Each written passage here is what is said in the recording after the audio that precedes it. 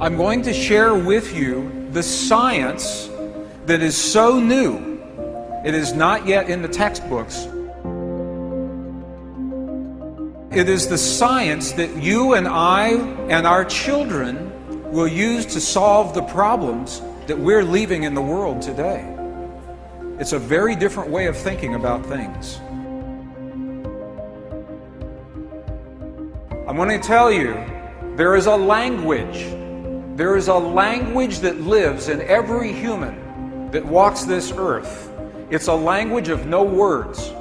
It's a language that was lost to Western traditions 1,700 years ago.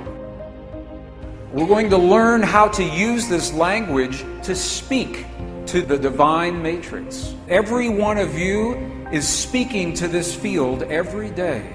The question is, do you know what you're saying to the field? We ask the question, who are we? What we know is that we're made of quantum energy. For 70 years, scientists have been telling us that we are little particles of quantum energy. And now we believe them. But now scientists say those little quantum particles can do miraculous things, amazing things. But the scientists say those miracles have nothing to do with your life. For example, quantum particles, we know, can exist as a physical particle, like this. It's a quantum particle. That particle can exist invisible. The particle is still there. It has just changed its form. Quantum particles can exist in one place in a moment in time. Quantum particles can exist in two places or many places at the same time, and they are always connected. They are always connected with one another. So the particles are always connected. Quantum particles can communicate with themselves in the past and in the future. This is very interesting. Scientists can take a quantum particle and they know everything there is to know about this particle.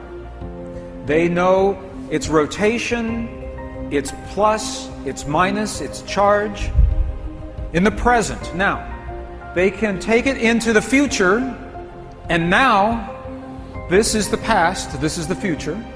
They can change the particle in the present, and it changes the particle in the past, even though the past already happened.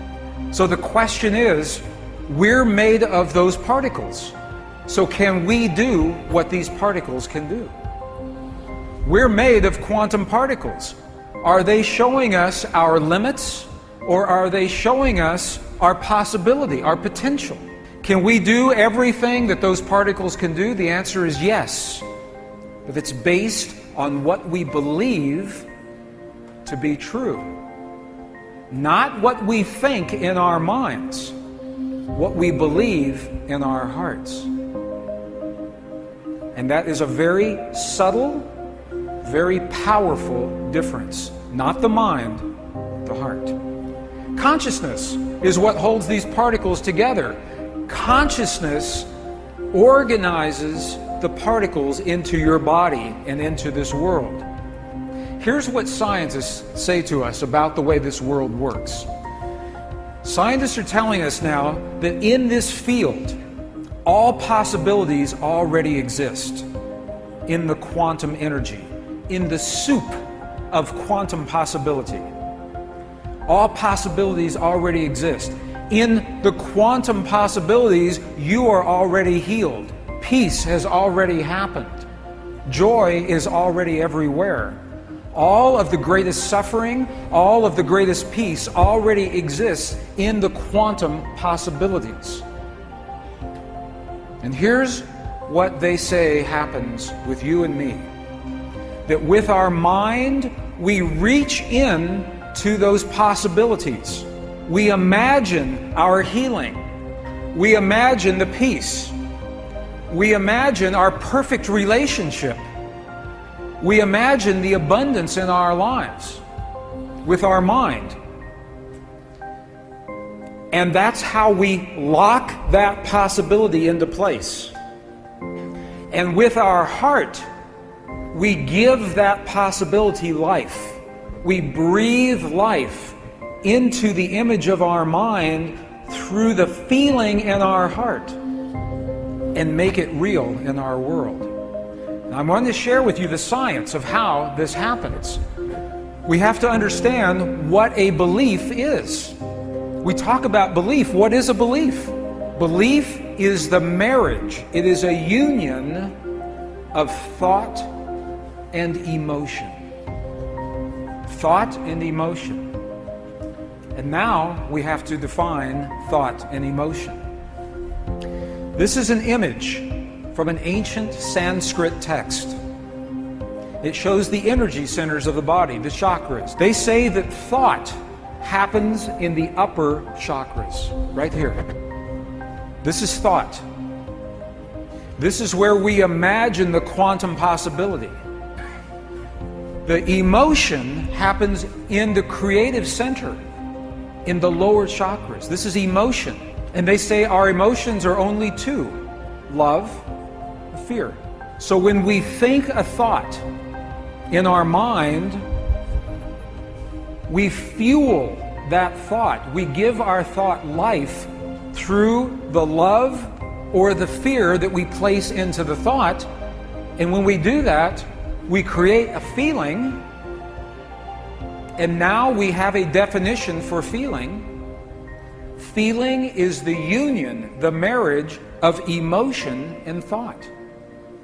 What we think of a possibility and our love or our fear of that thought. What is the one energy center in the body that does not have the circle? What is the one center that we have not talked about here? The heart. Feeling happens in our heart. Feeling doesn't happen in the mind. Feeling doesn't happen in the lower, well, a little bit, but not much in the lower centers. Feeling happens in our heart. Feeling and belief are connected. Feeling and belief.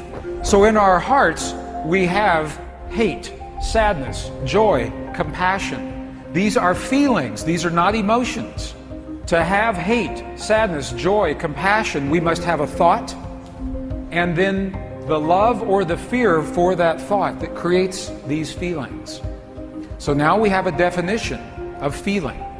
So our belief translates the quantum possibilities that we imagine into the physical reality of our world. And I want to show you how.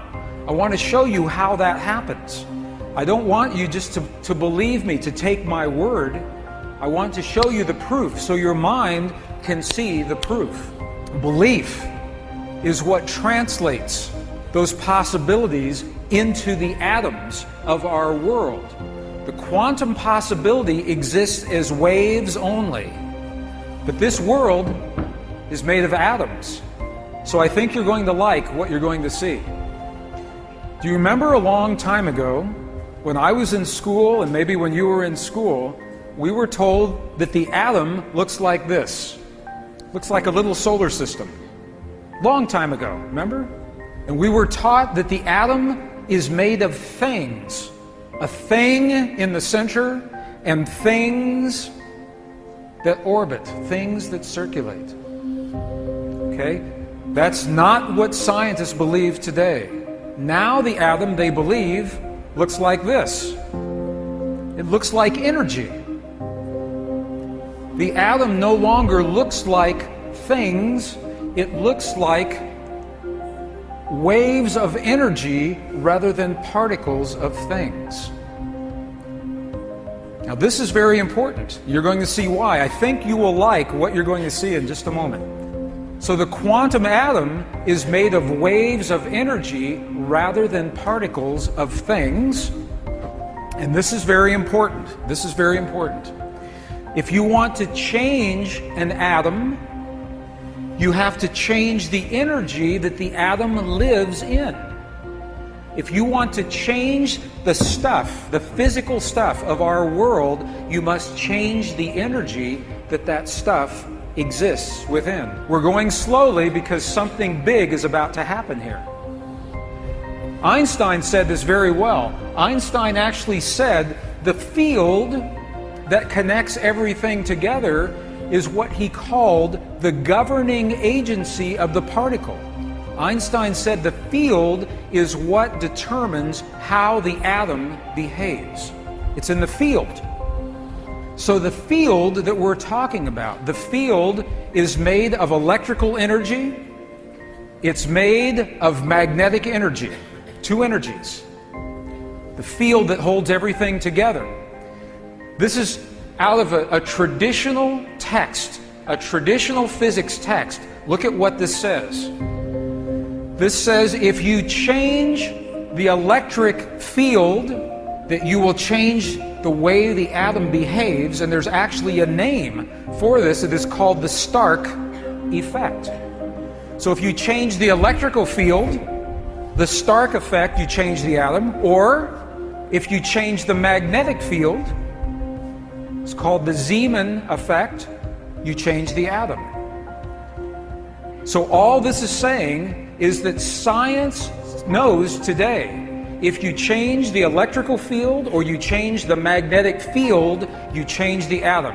Okay, watch what happens. What organ in your body produces the strongest electrical field in your body? Your heart. And it's where you have the feeling. A feeling is actually creating waves of electrical and magnetic energy in your heart that changes your body and changes your world, but you don't have to know that because you simply had a feeling.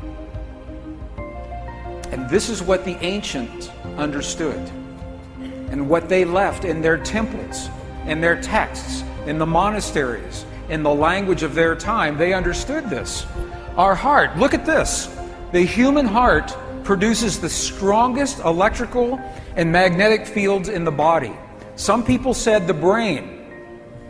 The brain does produce these fields, but look, the heart's electrical field is 100 times stronger than the brain.